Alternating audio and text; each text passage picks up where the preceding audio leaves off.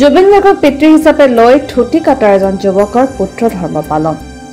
নলবাৰী জিলাৰ ঠুটিকাটা গাঁৱৰ কংকন দাস নামৰ এজন যুৱকে গণশিল্পী তথা জাতিৰ সত্তা জুবিন গাৰ্গক পিতৃ হিচাপে লৈ 13 দিন উপবাসে থাকি জুবিনৰ প্ৰতি শ্ৰদ্ধা জনাই আদ্য শ্ৰাদ্ধ নোযোৱালৈকে সম্পূৰ্ণ নীতি নিয়ম আৰু উপবাসৰ মাজত থাকি সমস্ত কাম সমাপন কৰিবলৈ আগবাঢ়িছে।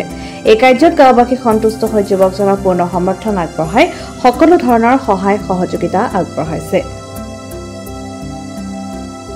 मोर नाम श्री कंकन दास, मोर गाँव बोरी ঠুটিকাটা। बहुत ভাল पाऊँ गान शुनिए डाঙৰ दीघल हलो अंतरत एতিয়াও तार आत्माय सुमी आछे সেইকাৰণে 13 দিনলৈ সিদ্ধান্ত লৈছো কৰ্ম কৰা। কি খাদ্য গ্ৰহণ কৰি আছে? চাকু বুট কল সম্পূৰ্ণ অসমীয়া নীতি নিয়ম পালি যাম।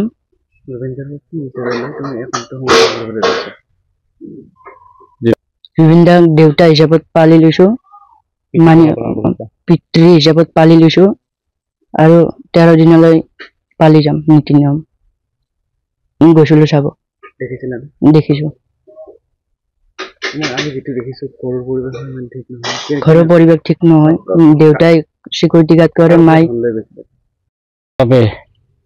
মোৰ ভাগ্যপুত্ৰ ভতিজা অৰ্থাৎ তেওঁ পালন কৰিছে, গতিকে লঘনে ভঘনে আছে আৰু গতিকে সেই অনুযায়ী মই 14 দিন 1 কেজি দালি দিম। মোৰ যিকে টকা পইচা সেনেকুৱাকে নাই আৰু মই অন্ধ। প্ৰিয় একেবাৰে শুনিছো, ৰেডিঅ' আছে মোৰ। জুবিনদাৰ যে ন্যায়টো কৰিব লাগে, ডাঙৰ গায়ক যিকে, আৰু সেইটো তাৰ উপৰিও তেওঁ পৃথিৱীৰ বিভিন্ন ঠাইতে গাইছে গান, হিন্দী হওক, ইংৰাজী হওক, বঙালী হওক, নেপালী হওক, 40টা ভাষাৰ কমেও অধিক আৰু 38,000ৰ অধিক গান শুনা গৈছে। গতিকে সেইবাবে তেওঁক আৰু স্মৰণ কৰিছো। আৰু তেওঁ য'তেই নাথাকক কিয় তেওঁৰ আপোনালোকে যেতিয়া শান্তি লাভ কৰে।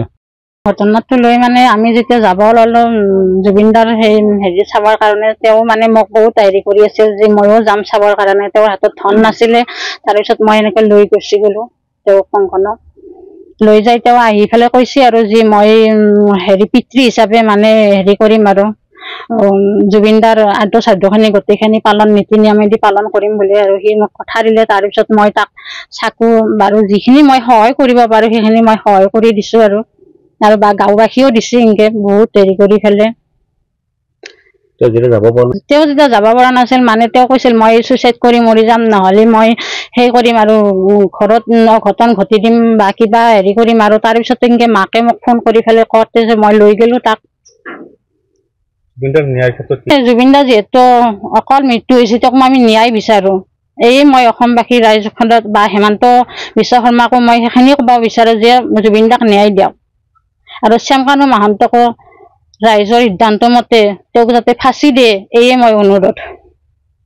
এতিয়া যি সময়ত জুবিনদাৰ অনুৰাগী হিচাপে মানুহে চুইচাইড কৰি আছে বা অপ্ৰীতিকৰ পৰিৱেশৰ সৃষ্টি কৰিছে, তাৰ সম্পূৰ্ণ বিপৰীত হিচাপত আমাৰ গাঁৱৰে বা মোৰ ভাতৃ সদৃশ কংকন দাসে সম্পূৰ্ণ শান্তিপূৰ্ণ অৱস্থাৰে সি দেউতাক হিচাপে জুবিনদাক মানি কিনে, হৃদয়ত জুবিনদাক মানি সি 13 দিনলৈ সম্পূৰ্ণ নীতি নিয়মেৰে আমাৰ হিন্দু ধৰ্ম মতে সি দেউতাক হিচাপে যিখিনি কাম কৰিব লাগে সেইখিনি গোটেইখিনি কৰিব, আদ্য শ্ৰাদ্ধ পাতিব বা দহাৰ কামখিনিও আমি লগ লাগে কৰিম, গাঁওবাসী সহায় কৰিম। তো এই ক্ষেত্ৰত আমি যথেষ্ট সুখী হৈছো যে অন্তত তথাকথিত জুবিনদাৰ অনুৰাগী হিচাপৰ ওলোটাকৈ সি কিছুমান মানে এই সুন্দৰ পদক্ষেপ এটা গ্ৰহণ কৰিছে।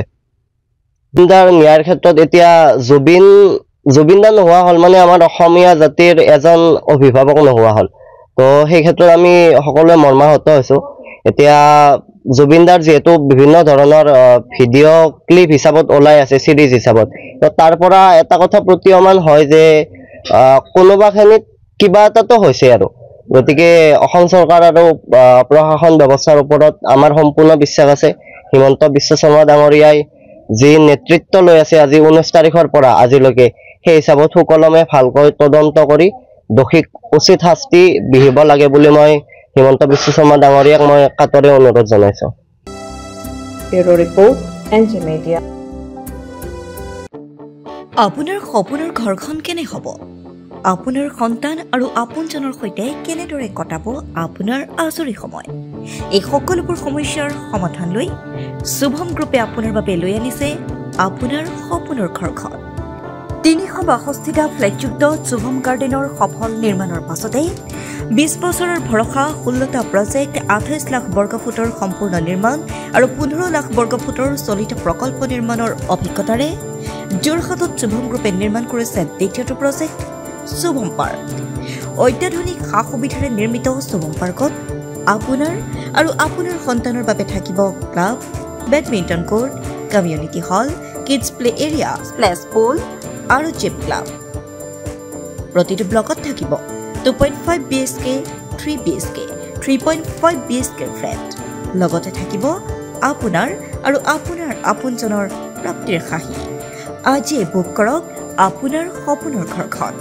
যোগাযোগ কৰক 6003301010 নম্বৰত। আমাৰ ঠিকনা সোণাৰীগাঁও, তৰাজান, যোৰহাট 785001। 6000ৰো অধিক বাসিন্দাৰ ভৰসা শুভম গ্ৰুপ।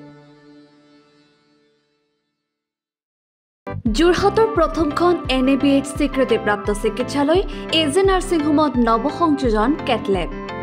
96খন বিচনাযুক্ত neurology, nephrology, urology, medicine, OBSN, gynaecology, orthopaedics, paediatrics, cardiology প্ৰতিটো বিভাগৰে নিয়মীয়া OPDৰ লগতে ডায়েলাইচিছৰ সুবিধাযুক্ত চিকিৎসালয়খনত সংযোজন কৰা হৈছে হৃদৰোগীসকলৰ বাবে অত্যাধুনিক কেটলেব, য'ত মুখ্য চিকিৎসক হিচাপে আছে অভিজ্ঞ কাৰ্ডিঅলজিষ্ট ডক্টৰ গৌতম দাস আৰু তেখেতৰ সহযোগীসকল।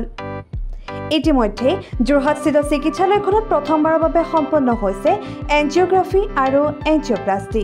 ইয়াৰ লগতে 12খন বিচনাযুক্ত ICU, নিঅ'নেটেল ICU তথা মাল্টি স্পেচিয়েলিটি হস্পিটেল হিচাপে 3টাকৈ মডুলাৰ OTৰ উপৰিও 24 ঘণ্টাই ৰাইজৰ বাবে উপলব্ধ এক্স-ৰে, আল্ট্ৰাছাউণ্ড আৰু CT স্কেনৰ লগতে অত্যাধুনিক চিকিৎসা সেৱা।